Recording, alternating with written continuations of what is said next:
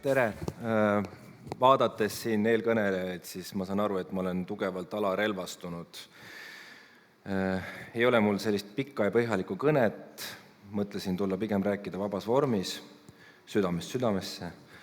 Ja peale selle pean veel vabandama, olen natukene, et kui mul see mõte nüüd hajuma hakkab, ma eile kohtusin ajakirjanikega Taanist, kes olid need ajakirjanikud, kes siis paljastasid kogu selle Danske skandaali. Ja nad tulid Eestisse, Rahamaad, mängime edasi, Rahamaa elab oma elu ja siis nad tulid vaatama esimest korda seda lavastust, mis me teinud oleme. Ja see oli ikka tegelikult ausalt öeldes üsna südantsoojendav kohtumine. Ega nad ei teadnud tegelikult, et mis asi see nüüd siis on, mis me siin kokku oleme pannud. Ma arvasin, et teater, et mis siis ikka, et kostüümid ja teevad siin oma lugu ja niimoodi, aga et see nii mastaapne ja nii võimas oli, nad olid siiralt üllatunud, tänulikud ja ütlesid, et nende tööst ei ole kunagi midagi sellist ennem tehtud, sündinud ja ei oleks nad ka seda ette osanud näha. Nii et see oli kuidagi minu jaoks ääretult liigutav. Nii et siis meil juttu jätkus kauemaks, me istuma ja nüüd vabandust sellepärast. Ühesõnaga, mida ma tahan öelda? Ma tahan öelda aitäh. Aitäh kõigile, kes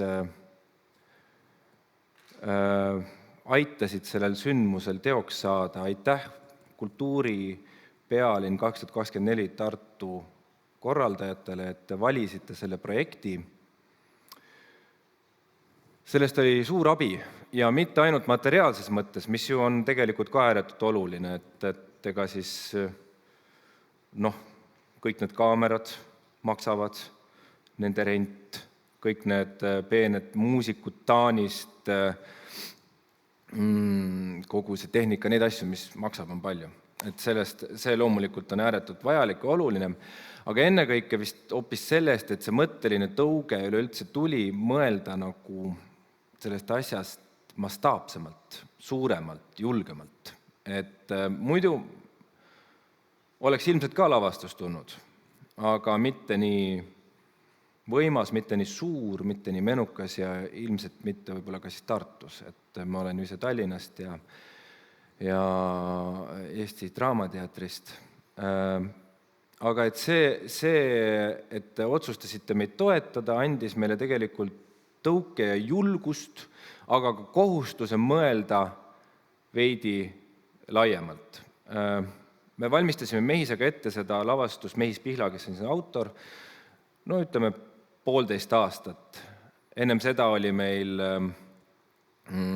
ideepoeg teha ka sel samal teemal ja siis tuli teade, et nüüd see projekt läheb tegemisse, et nüüd on võimalik taodelda siis rahasid, kandideerida ja me panime selle 1+1 kokku, saime aru, et rahvusvaheline, suurejooneline, mis sobiks veel paremini kui mitte teadaolevalt maailma suurim rahapesuskandaal, mis on siiani avastatud teadaolevalt siis suurim. See on teadaolevalt. Et lihtsalt nii palju, et seda musta raha või ütleme hämarat päritolu raha, mida siit läbi liigutati, oli suuruselt 200 miljardi euro ulatuses umbes, 200 miljardit. Mina ei kujuta ette, see on selline summa, tähendab, see on Eesti 10 aasta eelarve, sellel ajal vist veelgi rohkem. Ja ilmselgelt seal oli peidus lugu, aga et seda nüüd julgeda ka suurelt ja laialt ette võtta, et siis see Kultuuripealinna toetus oli meile tõesti suureks abiks. Ja mis see siis see mastaapne mõtlemine, kuhu meid suunati oli see, et saada endast kuidagi aru rohkem selles Euroopa kontekstis, et meil käib siin jutt Tartu kultuuripealinnast ja Tartu kesksest mõtlemisest selles osas, aga ma kuidagi natukene mõtlen laiemalt sellest üleüldse Eesti kui välispilgule ja nii edasi, et mis see siis on, see lugu või need probleemid või mured, mis sealt vastu vaatavad. Mis selgus? tuleb välja, et praktiliselt igal riigil tegelikult on oma mõni selline lugu. Oma pank, igal suuremal pangal on oma rakukene, kus midagi sellist ilmselt võib-olla väga tõenäoliselt toimub. Ja et me tegelikult Euroopas, siin vaeses õnnetus Euroopas, oleme ääretult sõltuvuses sellest mustast rahast ja ega seda nagu kuidagi sealt välja võtta sellest majandusest ei olegi nii väga lihtne. Mida eriti ilmekalt on minu meelest tõestanud Ukraina sõda, Venemaa sõda Ukrainas, kus siis on kuidagi nagu selgemalt esile tulnud, et mis selle rahapesuga siis, mis see rahaga nagu ette võetakse. Mis seal selgub, on see, et tegelikult vaenuliku riigi eriteenistusteni viivad need otsad või siis nende inimesteni, kes on sellega kuidagi viisis seotud. Ja veelgi koledam on see, et ega see ära pole ka lõppenud, et raha see on nagu vesi.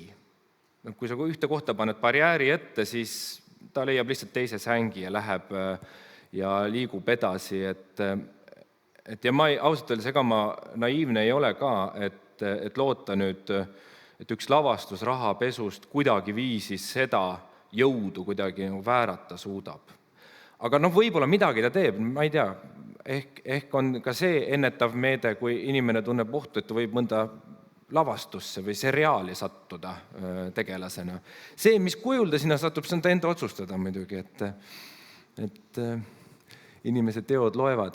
Et igatahes see on miski, mis on täna endiselt väga aktuaalne. See tuleb ka välja kõigi välismaalastega vesteldes, kes on seda vaatamas käinud.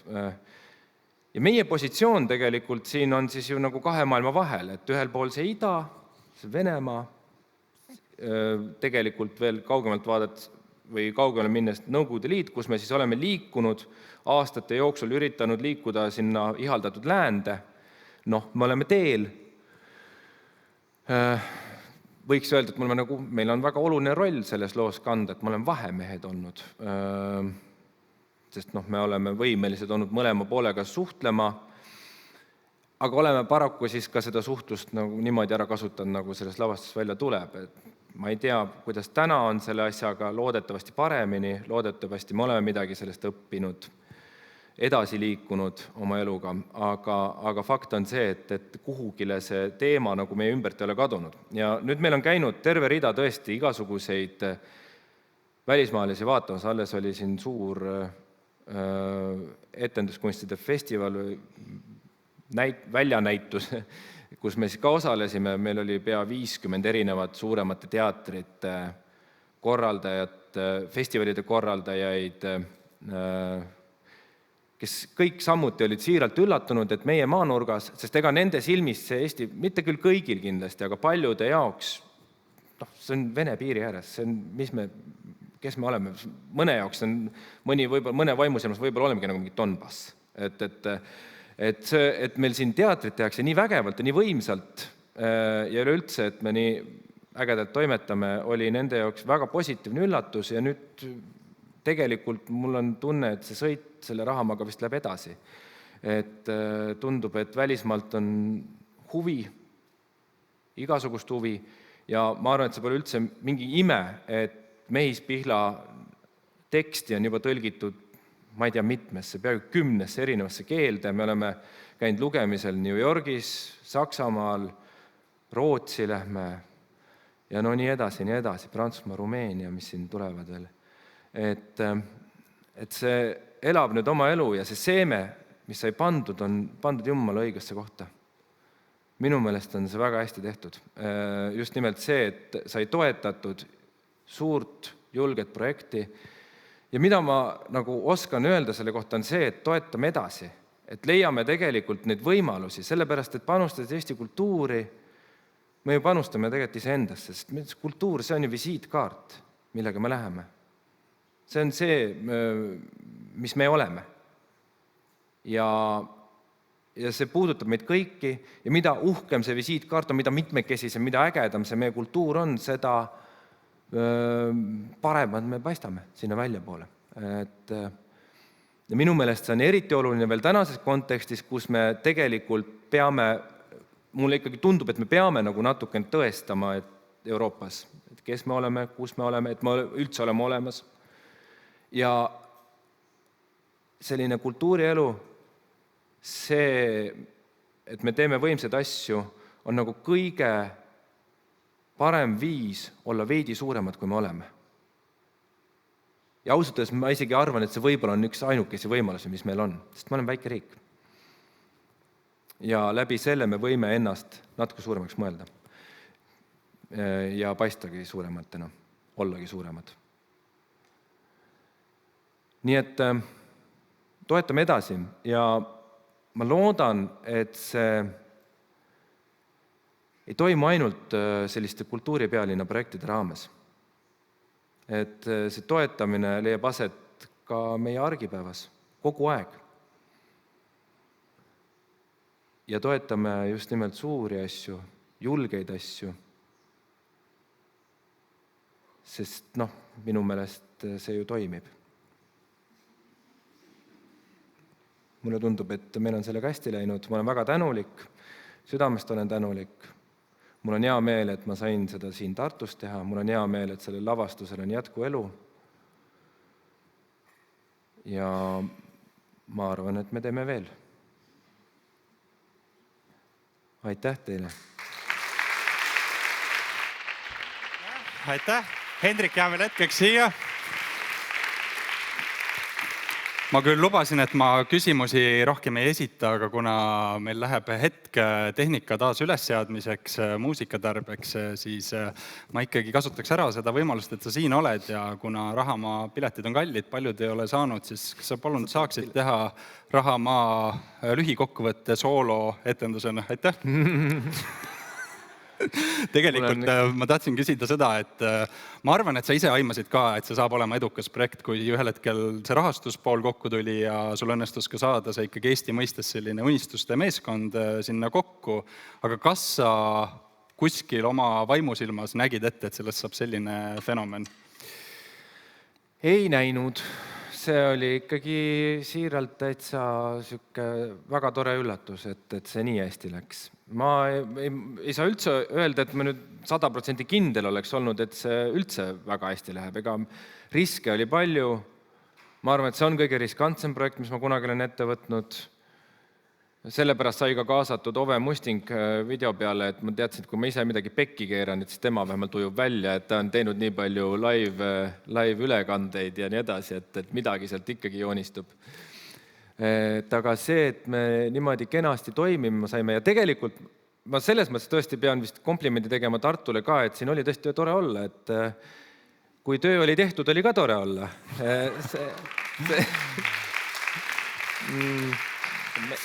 Meie jaoks oli see nagu, see oli komandeering sõna kõige paremas tähenduses. Sa loetlesid siin riike, kus on olnud juba lugemised. Sa ei maininud minu meelest Taanit, kus seda ilmselt esmajoones peaks üldse mängima. Kas sealt on ka huvi tuntud? No ma ütlen, et eile käisid need Taani ajakirjanikud ja vaatame, kuhu see jõuab, aga kui me hakkasime seda tegema, siis ma kirjutasin Taani rahvusteatrisse ja nad viisakalt ütlesid ei. Et vaatan, võib-olla peab uuesti pöörduma. Ma ei tea, ma kardan, et eks näis. Tähendab, meie suur unistus oleks tegelikult ühel ilusal päeval seda lavastust Kopenhaagenis mängida. Aga see on nende jaoks olnud võrdlemisi traumeeriv kogemus ja nagu need Taani ajakirjanikud ütlesid, siis see pank üritas kogu aeg kommunikeerida seda kui Eesti probleemi. Ehkki tegelikult kogu Taani panga juhtkond oli teadlik kogu sellest olukorrast. Ja üldiselt vist ma saan aru, ja need samad ajakirjanikud ütlesid, nad isegi pidid ühe artikli avaldama, kus kuidagi toodi välja, et ei, see ei ole Eesti probleem, see on Danske panga probleem, et see on nagu suurem, üldisem. Ja siis, kui me hakkasime arutama sellest nagu süü asjast, siis tegelikult ju on see süü kuidagi nagu selline kollektiivne. Ja mulle tundub, et see Taani ühiskond on ka selline teelahkmel. Et ühelt poolt on nad väga avatud, lahtised, nii-öelda maailma parim keskkond, kus elada. Kopenhaagen vist on aastaid valitud parimaks linnaks, umbes nii. Ja teiselt poolt on neil endiselt nagu need vanad mustrid, mismoodi nad käituvad välismaal või mismoodi üleüldse Euroopa tegelikult on asju ajanud väljaspool enda piire. Ja sealt vaatavad kahjuks vastu natuke siuksed nagu kolonialistlikud juured, et eks see lugu on kaasaegse kolonialismi lugu ja meie oleme mingis mõttes siin nagu vahel, aga ma ei taha öelda, et me nüüd meeletud ohvrid oleme. Ega me ise oleme ka süüdi nendes asjades, oleme küll. Et tegelikult me ka tegime ju, olime siin, toimetasime, et see ei ole niimoodi päris. Ja seetõttu see süü on kollektiivne, aga Taanis, no eks näis, et tundub, et nüüd on nagu hea sõna läinud ringlema, võib-olla nad isegi ühel hetkel julgevad selle võtta sinna, selle vastuse. Loodan, et sa võtad siis sinna kaasa ka Eestist hulga vaateid, umbes nagu jalgpalliklubid lähevad niimoodi oma fännidega. Karjuvad ja hüüavad saalis. Ma olen viimase nädala jooksul muuseas umbes 3 korral vist lugenud peaaegu analoogset kommentaari erinevatelt inimestelt sotsiaalmeedias, et enamasti, kui millelgi on väga kõva haip küljes, siis lõpuks pettud, aga rahamaa on erand. Nii et Hendrik, suur aitäh sulle. Hendrik Tampere Junior. Aitäh!